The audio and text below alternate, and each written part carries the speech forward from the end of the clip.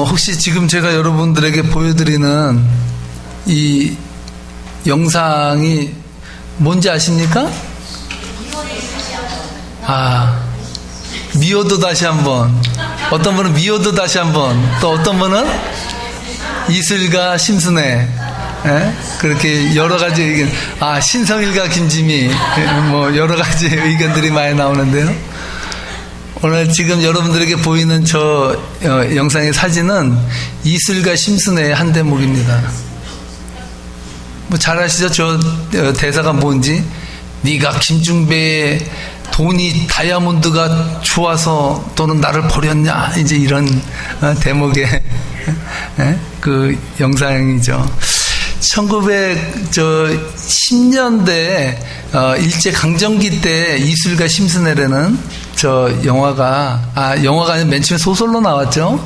그러다가 이제 그것이 이제 연극으로 올라졌다가 그 다음에 또 영화가 됐는데, 당시에 무성영화라는 것이 있지 않았습니까? 그 무성영화가 뭡니까?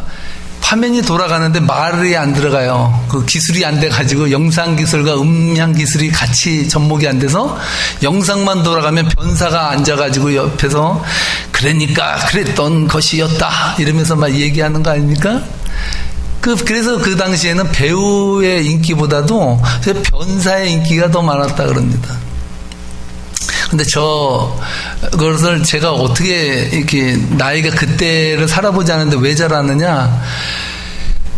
저 영화가 너무나도 유명하고 저 내용이 좋기 때문에 그 텔레비의 코미디 프로에서 꼭 저 이슬과 심순애를 패러디해서 나왔거든요. 그럴 때 이제 나와서 변사가 하는 말이 매일 하는 말이 있었습니다. 그 뭐냐면 눈물 없이는 볼 수 없는 영화. 이슬과 심순애 이렇게 말하지 않습니까? 눈물 없이는 볼 수 없다. 저는 오늘 여러분과 함께 이 묵상하고자 하는 마가복음 10장 1절의 대목에 딱 넘어와서 저는 바로 그 대목이 생각난 거예요. 눈물 없이는 읽을 수 없는 말씀. 여러분들은 감정이 풍부하지 아니해서 그런지, 아니면 지금 이 내용이 대체 무엇을 말하는 건지 확실히 몰라서 그러는지 그냥 덤덤하게 이 말씀을 읽어내려간다는 것이죠. 근데요, 오늘 1절 말씀은 소설을 써도 여러분 한 챕터를 장식할 수 있을 정도로 아주 애잔한 그 예수님의 그 삶의 하나의 극적인 반전을 우리들에게 보여주는 말씀이라는 데 의미가 있죠. 1절 말씀을 다 함께 읽어보도록 하겠습니다.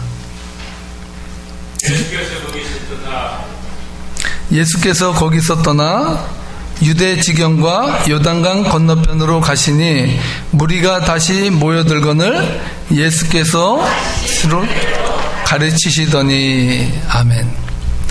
예수님께서 거기서 떠나셨다라고 말씀하고 있습니다. 어디를 떠난 것입니까? 예수님이 사역하시던 공생의 기간에 3년여간에 사역하실 때 가장 많이 다니셨던 선교 현장이 있어요. 그게 어느 마을이냐면 가버나움이라는 곳이거든요. 바로 그 가버나움을 2년 6개월여 약간 지난 그 시간까지 지내시다가 이제 거기를 떠나신다라고 말하는 것이죠. 2년 반이라면 적은 시간이 아니에요. 2년 반 동안 예수님은 그 가버나움의 갈릴리 근처를 여러분 참 손때가 묻듯이 돌아다니셨던 장소예요. 이제 거기를 떠나셨다는 거예요. 근데 왜 이 대목이 눈물 없이 읽을 수 없냐 하면 다시는 그 가버나움으로 가시지 못해요. 왜 그렇습니까?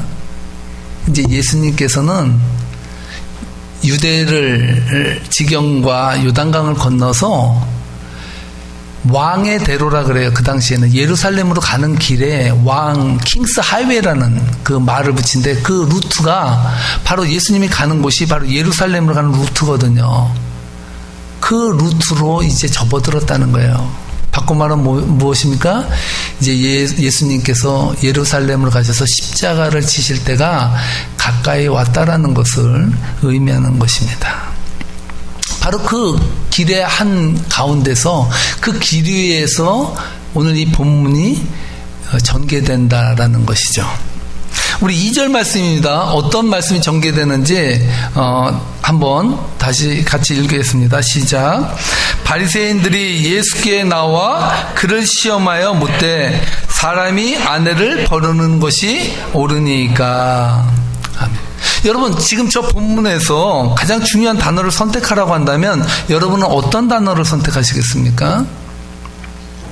저는 저 2절 말씀에서 가장 중요한 단어 하나를 뽑는다면 시험하여라는 저 단어를 뽑을 것입니다. 지금까지 바리새인들과 서기관들이요, 예수님께 와서 예수님을 많이 시험했어요. 그 당시에는 뜨거운 감자처럼 핫 이슈가 됐던 몇 가지 문제들이 있었어요. 예수님과 충돌했던 문제. 첫 번째 무슨 문제입니까? 안식일 문제예요. 안식일에 밀밭 사이를 가시는데 제자들이 밀밭 사이에서 밀을 뽑아다가 그걸 먹어요. 배가 고프다고. 그러니까 유대인들이 와서 그러죠. 야, 너희 제자들 안식일을 어겼다. 너 어떻게 생각하냐? 이렇게 말했죠. 또 예수님의 제자들이 밥을 먹는데 유대인들은 항상 손을 씻어야 되는데 손을 안 씻고 그냥 밥을 먹었어요. 정결법을 어긴 것입니다. 그때 서기관과 바리새인들이 와서 그러죠. 야, 너희의 제자들은 어떻게 손도 안 씻고 먹냐? 정결법을 어긴 거에 대해서 너는 어떻게 생각하냐? 이렇게 말했거든요. 오늘 세 번째로 중요한 물음을 던지는데 그것이 뭡니까? 결혼법이에요. 결혼법. 바로 그 당시에 유대 사회에서 사회적 큰 이슈가 됐던 이혼의 문제를 가지고 예수님을 시험했다라는 사실을 본문은 우리들에게 말해주는 것이죠. 이 이혼의 문제는 유대 사회뿐만 아니라 오늘 현대 사회에서도 중요한 이슈가 되는 문제들이라고 볼 수 있습니다. 그런데 바리새인들이 예수님께 묻습니다. 뭐라고 묻습니까? 아내를 버려도 괜찮냐라고 물었다는 거죠. 여러분, 성경을 읽고 해석하는 데 있어서 가장 중요한 것이 있는데 문자적으로 단세포적으로 성경의 말씀을 이해하려고 하면 안 된다는 것입니다. 오늘 본문에서 바리새인들이 다루고 있는 이혼이라는 문제도 지금 저 한마디 아내를 버리는 것이 옳으냐 저 대목만 가지고 이해하고 읽으면 본문 속에서 예수님이 말하고자 하시는 가장 중요한 결혼을 통해서 제시하고 싶은 예수님의 말씀의 핵심을 놓쳐버릴 수가 있어요. 바꿔 말하면 예수님께서 지금 바리새인들이 예수님께 와서 아내를 버려도 되느냐라고 뜬금없이 저 질문을 던졌을 때 우리가 이해할 때는 너무나도 얼토당토한 질문이죠. 앞뒤가 없어요. 왜 버려야 되는지, 왜 그것이 문제가 되는지에 대한 어떠한 논의도 없이 예수님께 돌직구로 말한 거죠. 아내 버려도 되냐? 이렇게 물었다는 것이죠. 저 대목을 이해하기 위해서는 여러분들이 그 당시에 유대 사회가 가지고 있는 그 결혼의 개념들, 그 당시에 그 사회 속에서 아내가 가지고 있는 사회적 포지션, 그것을 이해하지 못하면 저 대목을 수박 겉핥기식으로 우리가 이해할 수 있다는 거예요. 쉽게 얘기하면 단세포적으로 예수님 앞에 물을 때 이혼해야 되냐 말아야 되냐 이 문제만 놓고 우리는 저 말씀을 접근할 수 있다는 것이죠. 그런 의미에서 여러분 다시 한번 우리가 2절 말씀을 읽어보도록 하겠습니다. 시작. 바리새인들이 예수께 나와 그를 시험하여 묻되 사람이 아내를 버리는 것이 옳으니까. 바리새인들이 예수님께 들고 온 그 문제의 그 질문은 딱 한 가지예요. 그죠? 아내를 버려도 그것이 잘못된 것이 아니냐라는 것이죠. 오늘 우리들의 시각으로 바리새인들이 제기하는 문제를 들으면요, 이게 무슨 시츄에이션이냐라는 생각이 절로 들지 않습니까? 다짜고짜 예수님께 어떤 이유나 상황 설명도 없이 아내를 버려도 되는가라고 물었을 때는 우리는 이해할 수도 없지만 그 유대 사회에서 예수님과 바리새인들 간에 모종의 전예적인 무엇인가가 있다라는 것이죠. 그것이 뭐냐라는 거죠.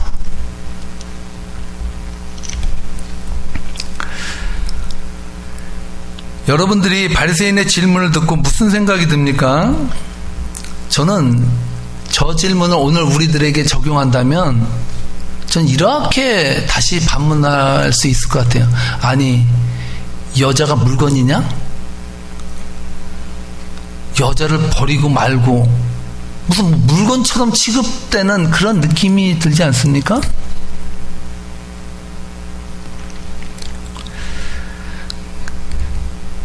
어떻게 보면 우리는 여자가 물건이냐라고 문제를 제기할 수 있는데 그 당시 사회에서 여자의 위치는 물건이에요. 빙고, 맞습니다. 여자가 물건 취급받았어요. 유대 사회에서 아내의 위치는요, 물건과 같은 취급을 받던 시대였고요. 그 당시 사회에서 아내를 다른 물건과 같이 돈을 주고 샀던 시대예요. 그래서 아내를 얻기 위해서 돈을 벌어요. 왜?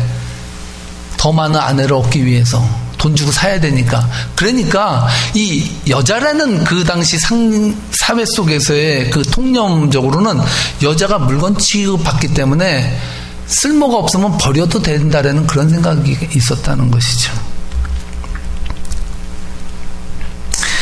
이 바리새인들의 질문을 들으신 예수님께서요, 너희들이 그토록 목숨을 걸고 지킨다는 율법에는 무엇이라고 말하고 있냐라고 대묻고 있습니다.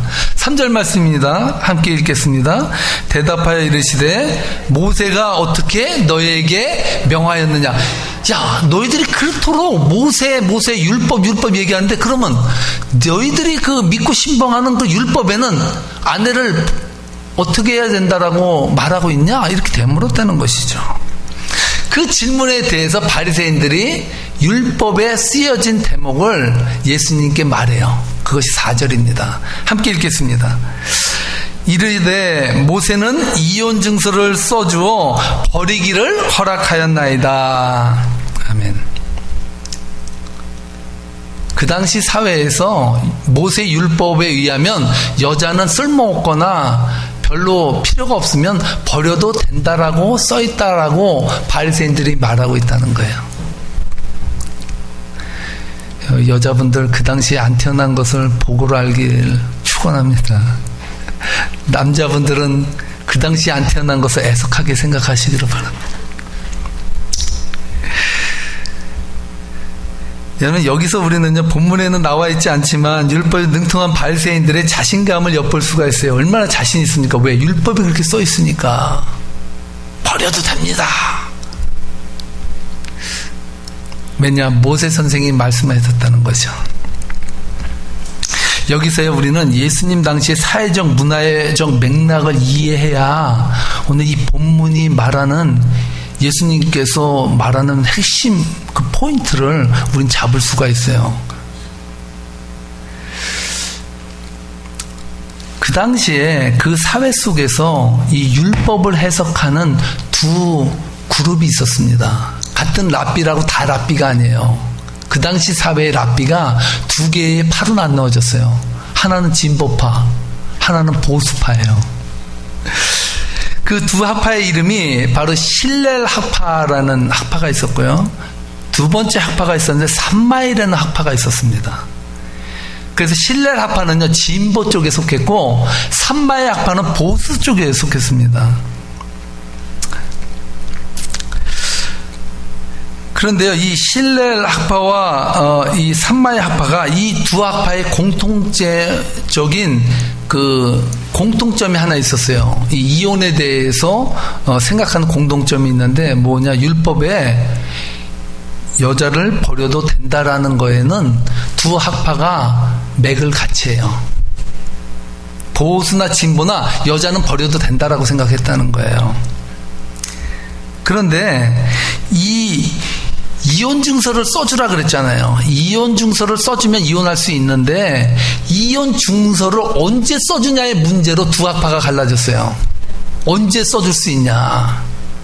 우리가 먼저 보수적인 측면에서 이것을 접근할 수 있는데 이 이슈가 됐던 문제의 성경 구절을 여러분들에게 보여줄게요. 그 싸웠던 성경 구절이 뭐냐면요. 신명기 24장 1절 말씀이에요. 저 말씀 때문에 두 아파가 싸웠는데 어떤 내용인지 한번 읽어보도록 하겠습니다.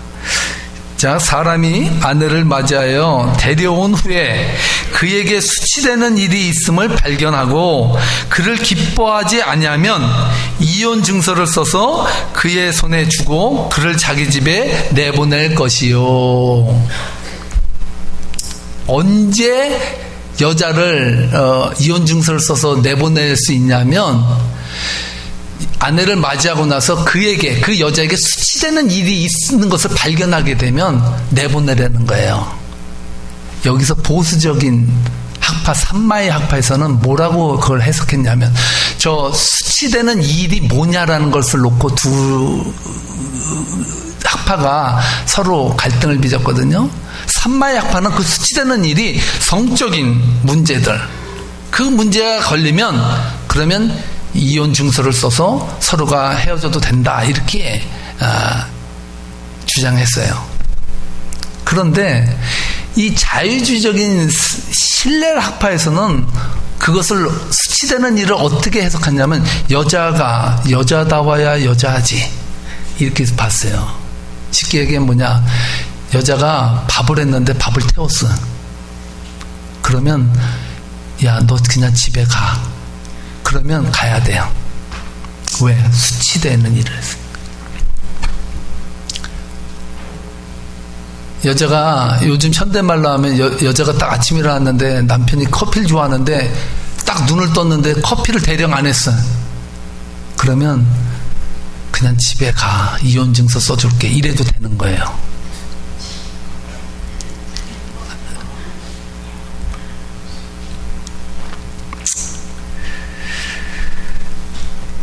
예, 남자분들 부럽지 않습니까? 내가 왜 그 시대에 안 태어났는가. 요즘 세상이 바뀌었습니다. 여러분 착각하지 마세요. 요새는 여자가, 아내가 일어났는데 모닝커피를 안 끓였다, 그러면 맞아 죽는다. 그렇죠? 그 큰 문제가 일어날 수 있습니다. 제가 어제 제가 아는 목사님과 같이 통화를 하면서 그 말에 요즘 여자 부인들은 말이죠, 너무 간섭을 해요. 간섭을. 내가 운전하는데 제일 싫은 거, 내가 아는데 오른쪽 가는 거 아는데도 맨날 오른쪽 가. 저 그 말하면 그냥 화가 난다고. 옛날 같으면 구약시대에는 이용감이에요. 이용감 그러더라고요. 내가 맞다고 그렇게 얘기하면서 웃으면서 이제 얘기를 했는데 제가 또 물었습니다. 목사님 그럼 지금 뭐하고 계시나? 그러니까 저 지금 밥하고 있습니다.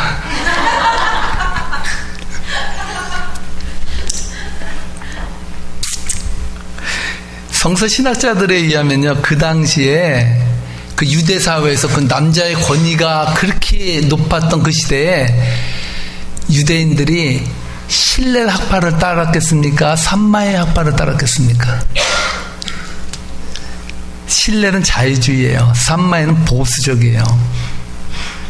그 성서 신학자들이 말하는데 그 당시에 대부분의 유대인들이 신뢰 학파를 따라서 편하게 남자들이 살려고 했다라고 기록하고 있습니다. 손해날 게 없잖아요. 남자로서 얼마나 좋습니까? 그 권위를 지키는 게. 예수님께서 이혼의 문제로 시험하는 바리새인들에게 폭탄 선언을 하셔요. 폭탄 선언을 하시는데 뭐라고 말씀하시는 5절 말씀에 이렇게 말합니다. 함께 읽겠습니다. 예수께서 그들에게 이르시되 너희 마음이 완악함으로 말미암아 이 명령을 기록하였거니와. 너희 모세율법 좋아하지? 내가 왜 이혼 증서를 써서 이혼해도 된다라는 것을 말했는 줄 아냐? 너무나 너희들이 악하고 독해서 어쩔 수 없이 이혼 증서라는 것을 가지고 너희들에게 그것을 통해서 이혼할 수 있게 하겠다라고 말했다는 것이죠. 더 중요한 것은 무엇인가? 너희들이 그토록 신봉하는 모세의 율법도 완전하다고 생각하지 말라는 거예요. 그게 뭐 완전해서 하나님께서 뜻대로 준 것이 아니라 어쩔 수 없이 준 것이 그 법이다라고 말씀하고 있다는 것이죠. 여기서 우리는 이혼 증서에 대해서 좀 더 세밀하게 알 필요가 있습니다. 그 당시에 이혼 증서가 무엇인지 아십니까? 그 당시에 준 이혼 증서라는요, 약자 보호법이었어요. 그 당시에 남자가 여자를 사는 시대였으니까 여자를 사서 자기 마음대로 증서도 없이 그냥 에이 집에 가 하고 말아버리니까 이 여자는 가서도 재혼도 못하고 살지도 못해요. 그런 속박 속에서 살아가니까 어쩔 수 없이 너희들이 그렇게 악하니까 내가 이혼 증서라는 것을 가지고 여자를 보호해 줄 수밖에 없다. 그래서 만든 게 이혼 증서예요. 원래 이혼 증서는요, 남자를 위해서 마음대로 이혼해도 된다라고 준 것이 아니라 여자를 보호하기 위해서 준 하나님이 특별 조치였다라는 사실을 우리는 이 법에서 알아야 된다라는 거예요. 남자들이 완악해서요, 자기 여자를 자기 마음대로 부려먹다가 다 단물씀을 빼먹고 쓸데없으면 마음에 안 든다고 헌시작처럼 버리게 되면 이 여자는 꼼짝없이 당할 수밖에 없다는 것이죠. 그래서 써주라고 했는데 이 이혼 증서를 신약시대에 와서는 그것이 역전됐어요. 남자들이 자기의 편의를 위해서 이혼 증서를 남발해버렸다고요. 그냥 자기가 마음에 안 들면 이혼 증서 쓰고 보내버리고 이런 식으로 해버리는 그 사회 속에서 예수님께 바리새인들이 묻는 거죠. 이혼해도 돼? 말아야 돼? 이렇게 물었다는 거예요. 그 문맥을 이해하지 못하면 우리는 단세포적으로 이것을 이해할 수밖에 없다라는 것이죠. 여러분 이해가 됩니까? 그 당시 사회 속에서 여자의 위치라는 것, 거기서 이혼당한다는 것이 약자적으로 얼마나 그것이 여러분 핍박을 받는 일인지 그 고통을 이해할 때만이 이 법이 무엇을 의미하는지 안다라는 거예요.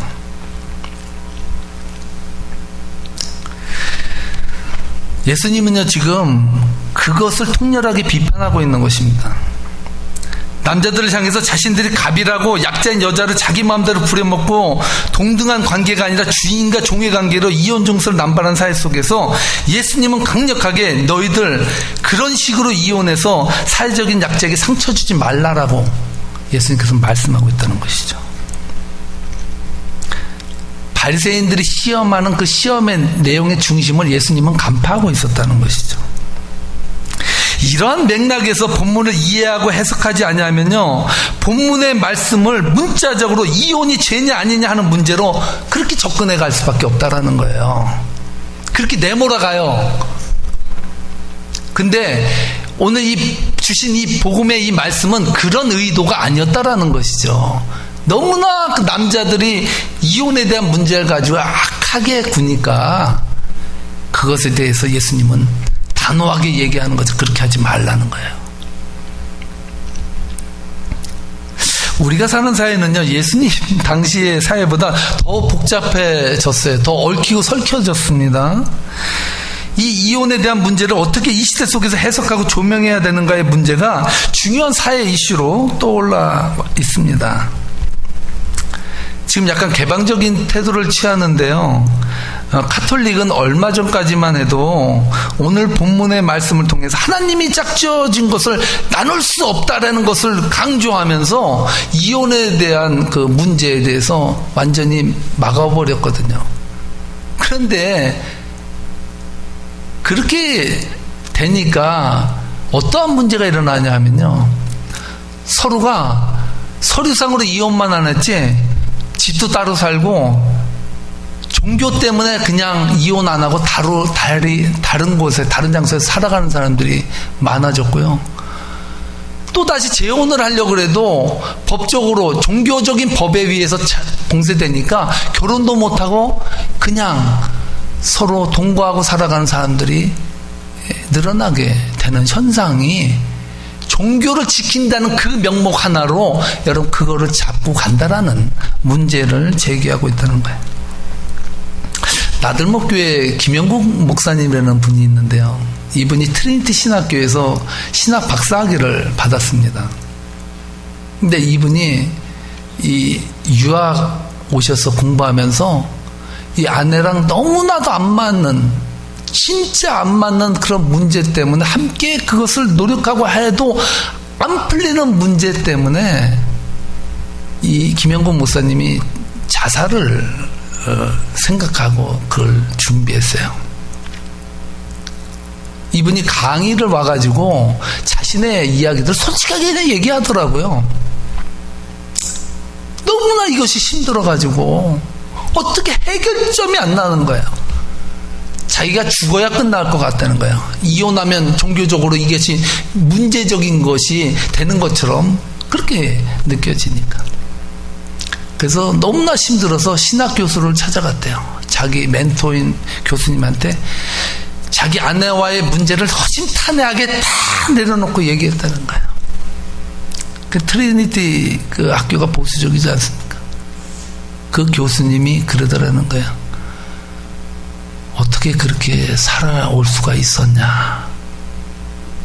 둘을 위해서 그냥 갈라서는 게 하나님 편에서 나은 것이 아니냐. 그분이 그렇게 로드맵에 정리를 해주더라는 거예요. 그 말씀을 받고 그가 이혼을 하고 한국에 들어가서 나들목교회를 세우고 또 새장가 가셔서 지금 부인과 알콩달콩 살고 있다고 그 강의 가운데 얘기해 아주 허심탄회하게.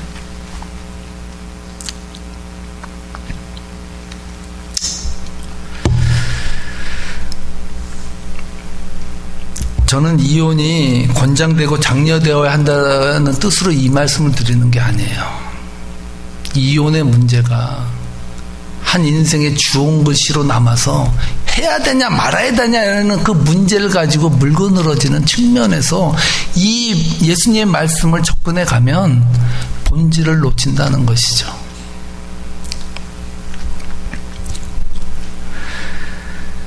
오늘 본문의 맥락에서 예수님께서 이혼하지 말라고 하신 말씀에도 불구하고 이혼할 수밖에 없는 가슴앓이를 안고 살아가는 성도들의 아픔을 품고 이해하고 그 안에서 하나님의 뜻을 찾아나가는 몸부림이 없다면 여러분 그러한 사회 속에서는 정죄와 여러분 옳고 그름의 율법적인 것만 남는 그 사회가 돼버린다는 사실이죠.